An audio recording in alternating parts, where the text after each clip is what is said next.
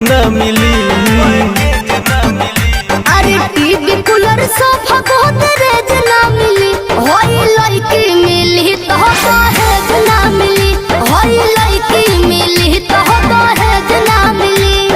किनियो से माल डैमेज ना मिली, होई लड़की मिली तो दहेज ना मिली, होई लड़की मिली तो दहेज ना मिली।